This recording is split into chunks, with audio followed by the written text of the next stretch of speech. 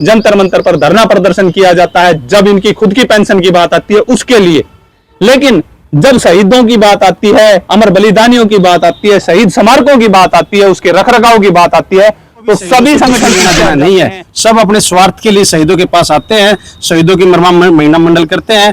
वंदे मातरम साथियों, आप देख रहे हैं फौजी न्यूज और जनता पूछेगी। और अभी हम हैं भिवानी के नेहरू पार्क के मुख्य शहीद स्मारक के गेट पे। मैं कैमरामैन को कहूंगा कि ऊपर से दिखा दें। हालांकि इसके ऊपर कुछ लिखा नहीं है, ना ही ये लिखा है कि ये शहीद स्मारक है या कौन सा स्थल है या कुछ है। और ये शहीद स्मारक का मुख्य गेट है जहां पर 140 वीर शहीद अमर बलिदानियों के नाम अंकित हैं, जिन्होंने अपने प्राणों की आहुति इस भिवानी को बचाने के लिए, इस देश को बचाने के लिए दे दी। लेकिन दुर्भाग्य की बात यह है कि आज जब कारगिल विजय दिवस का समय चल रहा है, जगह जगह पर लोग कारगिल के अमर शहीदों को श्रद्धांजलि दे रहे हैं, अमर शहीद वीर बलिदानियों की गाथा लिख रहे हैं। वहीं पर ही भिवानी का जो शहीद स्मारक है उसको भी दिखाने का काम करेंगे। आज अगर तारीख की बात कर लें, जो आज तारीख है 16 जुलाई 2026, और आगे की वीडियो में हम आपको पूरा दिखाएंगे अंदर तक कि किस प्रकार से इस शहीद स्मारक की क्या हालत है।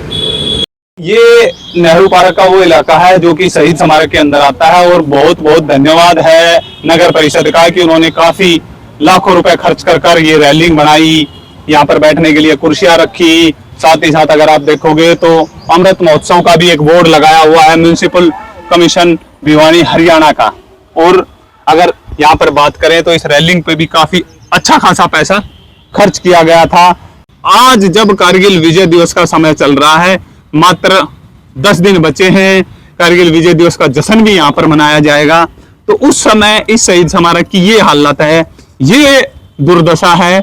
आप पूरे शहीद स्मारक को देख सकते हो कि भाई किसकी जिम्मेवारी है, कौन करेगा कौन नहीं करेगा, सब एक दूसरे के ऊपर टाल देते हैं।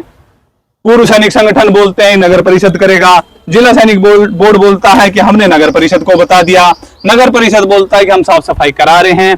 लेकिन जो हकीकत है, जो ग्राउंड जीरो रिपोर्ट है, वो आप तस्वीरों में देख पा रहे हैं कि किस प्रकार की है। मैं कैमरामैन को कहूंगा कि इन अमर शहीद वीर बलिदानियों के नाम भी दिखाए कि अंतिम जो शहीद थे लेफ्टिनेंट नितेश सिंह यादव नंदगांव के थे, जो 140 अमर शहीद वीर बलिदानियों के ये नाम यहाँ पर लिखे हुए हैं।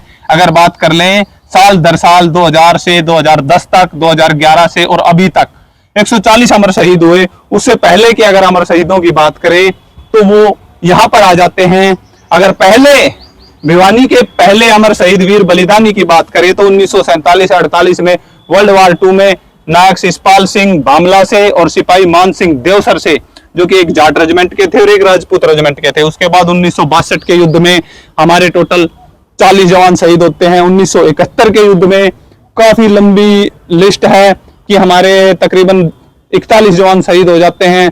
उसके बाद ऑपरेशन ब्लू स्टार में एक जवान शहीद होता है, ऑपरेशन पवन में भी हमारे एक जवान शहीद हो जाते हैं, और 1990 से लेकर 1999 तक भी काफी जवान शहीद हो जाते हैं। और अगर कारगिल वार की बात कर लें तो लैंस नायक भोपाल सिंह जी से लेकर और 6 नाम यहाँ पर हैं, लास्ट जोगिंदर कुमार मिलकपुर 2 के 7 जवान ये अमर शहीद वीर बलिदानी कारगिल के हैं, जो जिन्होंने मई जून जुलाई से तकरीबन जो युद्ध चला था उसमें लड़े थे। और 26 जुलाई को कारगिल विजय दिवस पूरा देश बड़े ही धूमधाम से मनाता है। भिवानी में भी मनाया जाता है किसी ना किसी संस्था के द्वारा, या कोई ना कोई एनजीओ मना लेती है। अगर पूर्व सैनिकों की बात कर लें तो किसी एनजीओ की जरूरत नहीं है, पूर्व सैनिकों के खुद के इतने संगठन हैं।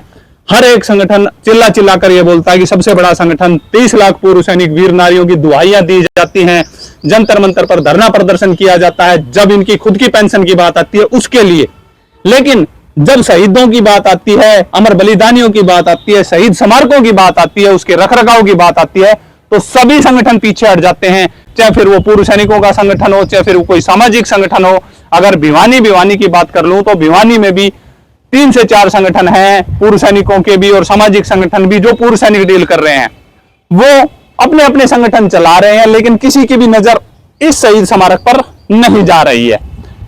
इतनी बुरी दुर्दशा है। हमने भी एक पत्र दिया है जिला सैनिक बोर्ड से, परमिशन मांगी है कि यदि कोई भी सामाजिक संगठन इस पर कार्यक्रम नहीं करता है तो जनता पूछेगी और फौजी न्यूज मिलकर इसको हम सजावट जरूर करेंगे, ताकि आने वाले लोग भिवानी के युवा, भिवानी के जो बुजुर्ग, भिवानी की माताएं बहनें पुष्प चढ़ा पाए। और अगर कोई भी संगठन कार्यक्रम करता है तो बहुत ही अच्छी बात है, हम उसका सहयोग करेंगे। तो साथ ही साथ हमने नेत्रपाल जी को भी फोन करके यहाँ पर बुलाया है। संस्था चलाते हैं जगह जगह पर, चौकों चौराहों के, चाहे फिर वो राजपूतों के महाराणा प्रताप चौक हो या कोई अन्य चौक हो, उनकी सफाई करते हैं। तो शहीद स्मारक की सफाई कब कराएंगे या क्यों अनदेखा कर रखा है? नेत्रपाल जी, चैनल पर आपका स्वागत है। सबसे पहले तो आपका बहुत बहुत धन्यवाद कि आप हमारे एक बुलावे पे फोन करते ही तुरंत 5 से 10 मिनट में पहुंचे। आपने भी इसकी दुर्दशा देखी है, कौन जिम्मेवार है? देखिए चौहान साहब कि ये तो साफ और स्पष्ट है कि प्रशासन पूरी तरह से हमारे शहीदों के प्रति अपनी जिम्मेवारी नहीं निभा रहा है। मैं यहाँ पर आपको रोकूंगा, हर जगह पे प्रशासन आता है। अभी कुछ समय पहले कांग्रेस ने भी प्रदर्शन किया था, भगत सिंह चौक पे भी बोला प्रशासन। हर जगह क्या प्रशासन ही करेगा? सामाजिक संगठन क्यों बने हैं, पूर्व सैनिक संगठन क्यों बने हैं? देखिए कोई भी सामाजिक संगठन होता है उसकी अपनी एक आर्थिक मजबूरी भी होती है और किसके पास समय कितना है वो उतने अपनी तरह से कर सकता है। प्रशासन की तो मैं इसलिए जिम्मेवारी बता रहा हूं क्योंकि ये नैतिकता का भी मुद्दा है और डीसी साहब के अंडर में डायरेक्ट आता है, जिसके लिए संस्थाओं के नाम पर हमारे जिला सैनिक बॉडी बना रखा है और इसकी देख रेख के लिए मेंटेनेंस करने के लिए यहाँ पर भी मिनी सरकार भी है। सामाजिक संगठनों में बात रही है, हमारे भी राष्ट्रीय सम्मान ट्रस्ट है जिसके माध्यम से हम जहाँ से हमसे बन पाता है उतना करते भी है। आपने सही कहा कि इसकी साफ सफाई के ऊपर विशेष ध्यान देना चाहिए और इसके लिए तो मैं अपने पूर्व सैनिकों से भी निवेदन करना चाहूंगा कि संगठनों में जितना भी दम है वो लगाना चाहिए और खास तौर से अभी 26 जुलाई जो हमारा कारगिल विजय दिवस आ रहा है इसके मौके ऊपर जरूर इसमें भव्यता की तरफ भी ध्यान देना चाहिए और हमारा भी जितना प्रयास रहेगा राष्ट्रीय सम्मान ट्रस्ट की तरफ से हम कोशिश करेंगे कि इसको सजावट की तरफ भी लेकर के जाए, इसकी साफ सफाई की तरफ ध्यान दे।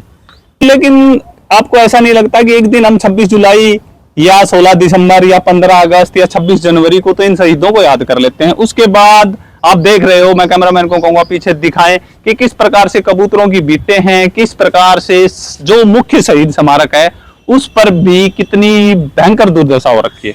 देखिए यही तो एक सबसे बड़ी विडंबना है जिसका क्रेडिट लेने के लिए सरकार आगे आ जाती है। यदि कोई शहीद होता है उस दिन पूरा समाज, पूरा रिश्तेदारी, पूरा आडंबर रचाया जाता है और हमारे शहीद के लिए इस तरह से दिखाया जाता है जैसे हम उसके साथ में विदा होना चाहते हैं, लेकिन सच्चाई वास्तव में ये है नहीं।